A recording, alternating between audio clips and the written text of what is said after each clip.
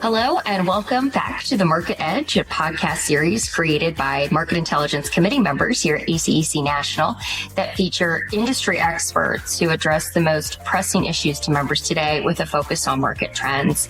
This series is brought to you by the Engineering Influence podcast at the American Council of Engineering Companies. My name is Diana Olaire, and I will be your host today. Today's conversation brings together federal disaster policy and on-the-ground environmental engineering. Our guest spent years inside FEMA navigating the realities of hazard mitigation and disaster recovery, and now applies that experience to helping communities plan smarter, build safer, and adapt to climate change. This episode digs into the rising risks shaping where people live, how we build, and what it will take to fund resilience in an era of escalating natural hazards. So please join me in welcoming Shannon Riley. Thanks, Diana. So happy to be here today. Really excited for our conversation. Thank you so much for joining. So let's get to know a little bit about Shannon. So she is a resilience and climate adaptation business line manager for engineering firm and member Fuss & O'Neill. She helps communities across Northeast plan for and adapt to natural hazards. She previously worked on pre- and post-disaster hazard risk reduction at FEMA, as we mentioned before, serving as the Hazard Mitigation Assistance Policy Branch Chief, that's a mouthful, and the Senior Climate Advisor for other grant programs. During this time, she represented FEMA on the White House Working Group for Nature-Based Solutions and the U.S. Coral Reef Task Force, guiding investments in nature-based solutions for risk reduction. She's also been deployed several times to disaster sites as a benefit cost analysis and hazard mitigation subject matter expert, and worked as a staffer of the Senate Commerce Committee, guiding national ocean and coastal policy for the Subcommittee on Oceans, Atmosphere, Fisheries, and Coast Guard. She received her BA in Environmental Studies from Connecticut College and her MS in Marine Resource Management on climate change and coastal hazards from Oregon State University. Oh my goodness, very impressive. So that. I know when we first spoke, we had a very full conversation. So I'm just going to get right into these member-specific questions. Great, from ACEC. So first, let's jump in. Disasters are inherently bipartisan. Thank goodness. Everyone's affected. So can you tell us about what creative financing or cross-sector partnerships do you think hold the most promise for building resilience in this politically divided environment that we find ourselves?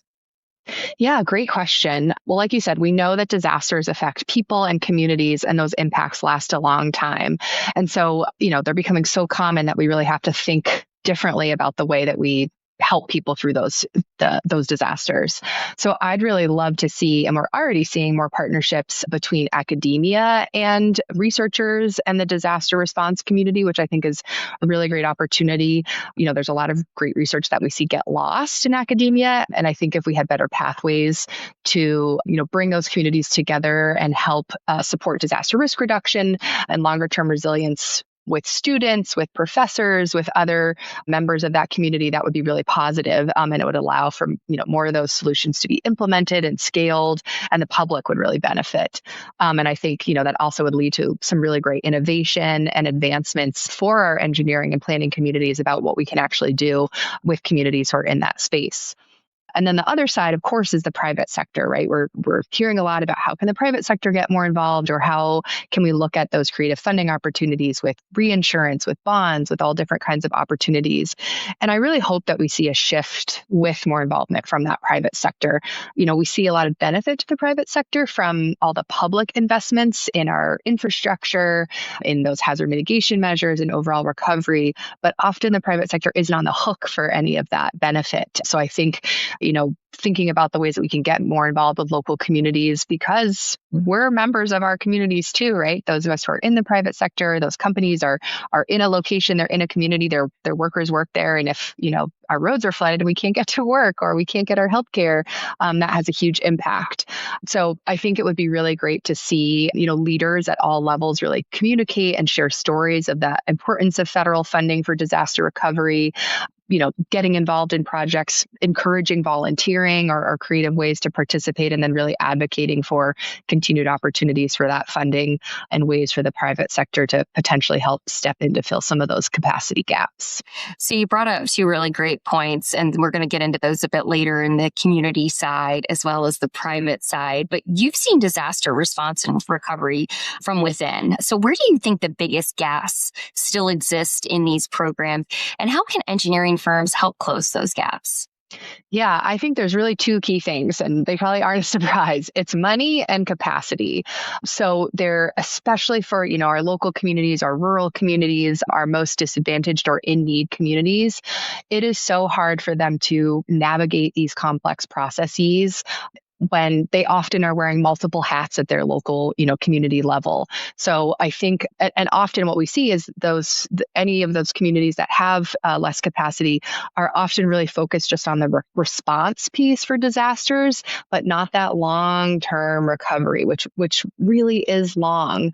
And so I think that our engineering and planning firms around the country can really be helpful within that space, advocating or encouraging that, filling that capacity gap to really think about that long-term picture and either, when possible, setting up for success about where we can take advantage of those long-term opportunities when disaster does strike, and then really thinking about what's needed long-term, where can you get the most bang for your buck? Does it make sense to try to incorporate things like hazard mitigation and codes and standards upgrades and improvements in that recovery rebuilding? And most communities do not have that expertise in-house. They really need that from our engineering and our planning and our larger community here. And I think if we can be advocates for that, and if we can help learn about the complexities of some of these processes, and then really be able to step in and say, like, hey, I've seen this work in other places. I think this type of project, this type of resiliency, this type of infrastructure strengthening would work really well here, and really be a guide in some of that process. First one you mentioned there was funding. So for hazard mitigation, I understand this is kind of always a bit of a sticky spot. So what practical steps could states take to expand their access to these federal dollars to really create more opportunities for proactive risk reduction investments? Yeah, so I think on the planning side, definitely having states continue to encourage and provide funding if they can for updating hazard mitigation plans, which are still a requirement for accessing FEMA hazard mitigation funding.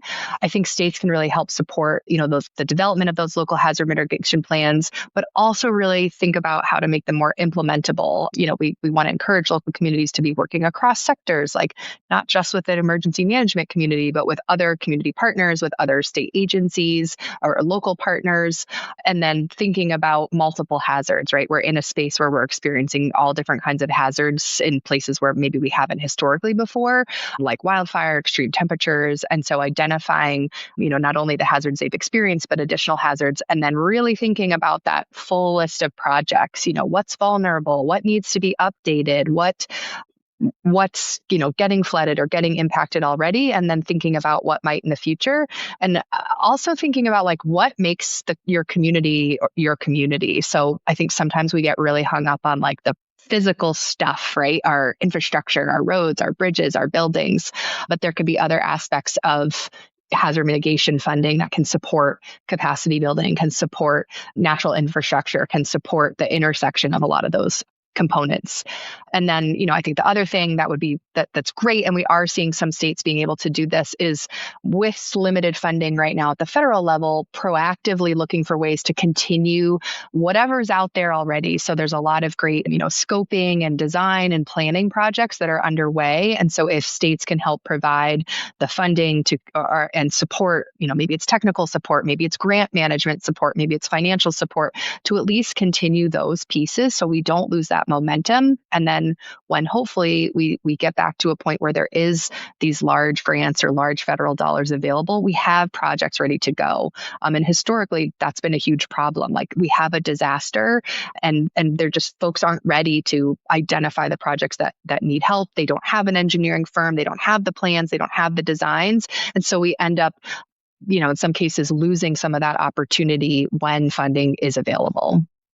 So you touched on this from a state aspect, but what about community specific? Can you drill down a little further? Because we understand these cycles can be very unpredictable. Are there certain strategies that communities can use to plan long term in this uncertainty? Yeah, I think one of the things communities can think about is think about that wish list, right? I think what I've seen in my experience, which isn't what's might be true everywhere, but I've seen a lot of the time communities waiting until there's a grant opportunity or a funding opportunity to come up with a project. And so I think having more communities, think big picture about like, what's their capital improvement plan? What are their pain points? What's that, bucket list of projects that they would like to see support on? And again, that's an area where I think the engineering and planning community can also really support. Can we help do that matchmaking for when funding is available rather than waiting until funding is there at the table? Because oftentimes that's too late, right? Like once the NOFO comes out or once that request for proposals comes out, a lot of the time there's pre-work that we have to do first. And I think that can be a really good partnership between, communities, the private sector, and the NGO community, with that state and local support. Great answer. Great feedback there. So I'm going to transition us and pivot a little bit more about kind of the COVID-driven migration to the Sunbelt states and other places. How do you interpret people moving into what is termed these higher risk areas, especially in these coastal zones, even as we've got an increase in climate-related disasters and really the effects are intensifying? What does this mean for the long-term community resilience? Yeah, something I think that keeps many of us up at night when we're thinking about, hazard risk reduction nationally, and even internationally. So you're absolutely right. We've actually seen the trend of people moving to coastal areas even before COVID. So for a long time, we have, I think last I saw, over 40% of our population living in these coastal areas, which are inherently, at higher risk of flooding, of coastal storms, of sea level rise. And I think it's part of human nature to have that optimism that like bad things won't happen to us, which is wonderful. So I think it's a wonderful part of our society. But I think sometimes it leads to, lack of risk consideration, right? Or not even knowing or exploring what you might need to think about when you move to a different area or that may have different hazards than what you've either personally experienced or what you even know about. And so I think we really need to think about the intersection between our, development requirements, code requirements, and consider how to make natural hazard risks more transparent in our society. I think it's unfair to have that burden be on an individual or on the public. I think we can really find ways to still encourage development, still encourage, growth and support the changes that we're seeing in these migration patterns, without just continuing to add to the risk, because that's a risk for all of our taxpayers too, right? That's a risk to our communities. That's a risk to our companies. That's a risk to our society, because we are continuing to get these expenses without clear ways to manage them. And, again, there's this disconnect because I think people don't want it to be told, right? You can't build a house there, or you can't have a seawall there, or you have to, build this more expensive house to a higher code and standard. But we know that return on investment really works for mitigation or for codes and standards. We know how to design for a lot of these hazards. And when we do it, it saves money in the long run. So I think also seeing like the business community, more state, local leaders advocating for that return on investment that we know, and like helping people do some of that math. Like, hey, we know it's more expensive now, but we also know that for every dollar invested in mitigation, we save $6 later. So like, that's a great return. We would all be making those investments if that was coming back to our bank account. And I think just putting that topic more present in people's minds would be really helpful and hopefully help ease some of that sticker shock up front about what some of these, mitigation measures or different development patterns or more stringent codes and standards might look like. So, Janet, I've got a bit of an off-the-cuff question, and I hope you don't hold it against me, but if I didn't, I'm looking for hotspots. So our members want to know, are there any opportunities for them within the market that they don't know about? They're telling me there's RFPs out there, there's funding out there, especially in these coastal states for these resilience projects. But are there any other areas in particular that are trending right now? I think the other big one that we're seeing is heat and wildfire, right? So those are definitely emerging hazards. I think we're all hearing about them and seeing them. And that's where I think, again, some of that like research community hasn't caught up with best practices or data sets that we can use nationally. That was certainly true at FEMA. Like for some of our tools and analyses, we were struggling to have the type of data and especially nationally available information that we need. And I think that is like absolutely at our forefront of need. So we're seeing more and more, RFPs for studies about heat resilience. I think we're going to see more and more about how to navigate it, right? How to adapt, how to increase our infrastructure resilience, how to design infrastructure for high heat. We've seen a lot of that coming out of the Southwest, but we're also seeing that happen in places that, again, historically haven't been very hot. So the Pacific Northwest, the Northeast, parts of the Midwest. So I think that's a really good place to think about as well, and to think about how heat and drought and wildfire can potentially impact other sectors of our community, right, that we might not be thinking about. So even if there's funding that's not resilience focused, I think thinking about these other hazards and incorporating those into other projects and other funding sources can also be a really good way to access funds, explore new markets, and really help clients and communities deal with, our current changing climate. Great feedback. So I'm going to loop us back around to the beginning where we were talking about the private side. There's this growing tension between real estate development and the need for transparent risk disclosures on these private properties. So how should states balance the benefits of economic growth with honest communication about natural hazard exposure, for example? Yeah, it's a real challenge. Again, of course, like we want to have development and growth, and local communities need a robust tax base to pay for those community needs and services. So there's definitely that tension, exactly as you described it. But, in many cases, there is no requirement to disclose hazard risks, even if properties were flooded previously, or, were impacted by a hazard previously. And I was thinking about this because we have this ability for cars, right? You can look up the VIN and find out, accident data, service history, type of use, ownership history. So why would we have that for cars and not the biggest purchase that often any of us will make, right? Our home. And so I think that's just a good perspective to think about. Like, it shouldn't be a extra thing. It shouldn't be a special thing. It should just be commonplace in the same way we do an inspection of our home. We should know about, the neighborhood. We want to look up the safety. We want to look up the walkability. And I think we were moving in a really great direction when, Zillow and some of the other home sites had some climate risk data available right on those websites. Yeah. I know that's recently come off, and I hope that we'll, maybe see a continued support for that type of information, because again, I think it's unfair to put that burden on the individual, on the homeowner, on residents to have to seek that information out. I think making it available, letting people then decide what they want to do about it or what they want to know about it, is a much better situation to be in. And I think that's where I would love to see, again, states and state and local advocacy for trying to make that more transparent.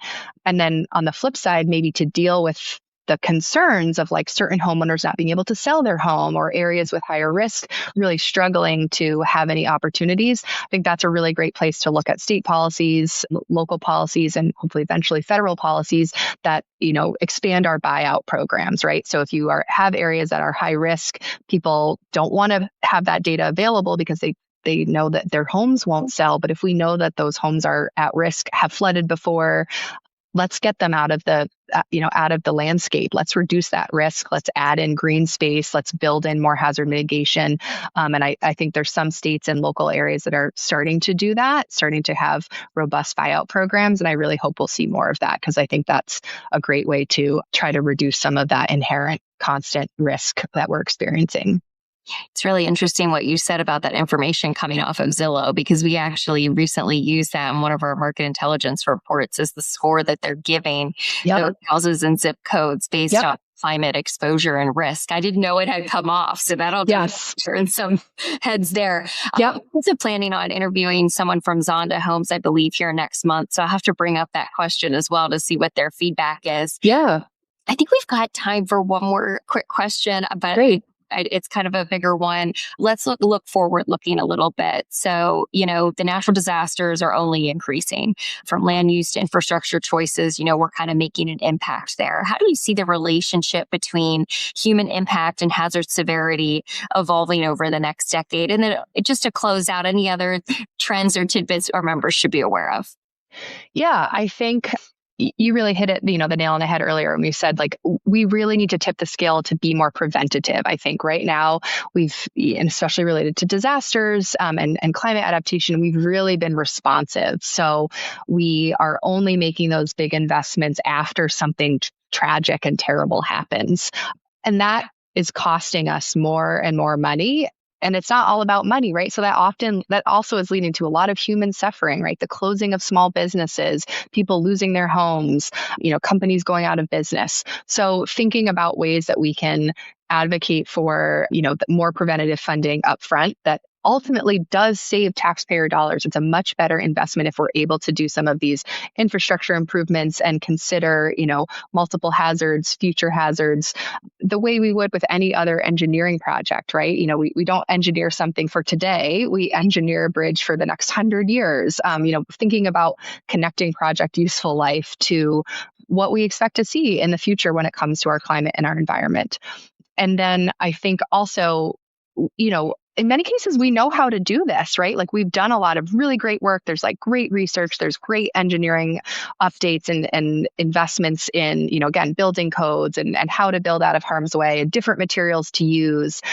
So we can still be in the places that we want to live, but we just need the political will and the money to be able to do that. And I think we can marry those two, right? We have like the opportunity for innovation. We have the opportunity for, working across sectors, like bringing resilience into sort of our traditional bread and butter, like transportation engineering, civil engineering, wastewater engineering. Like anytime we're touching infrastructure or like part of our community, we should be thinking about, is there an opportunity to incorporate resiliency here? And I hope that, will become our norm in the future. Well, Jen and Riley, I hope our communication staff is listening because you just had the quote of the day. Jen and Riley, we are not engineering for today. We are engineering for the next 100 years. So I'm just going to remember that one. Very insightful conversation. Unfortunately, that's about all the time we have for today. Thank you so much for being with us. Thank you so much for having me. It was great to talk to you, and I'm really excited to hear what listeners have to say. Awesome. Thank you to our listeners as well for tuning in to another episode of The Market Edge. I'm Diana O'Leary. See you next time.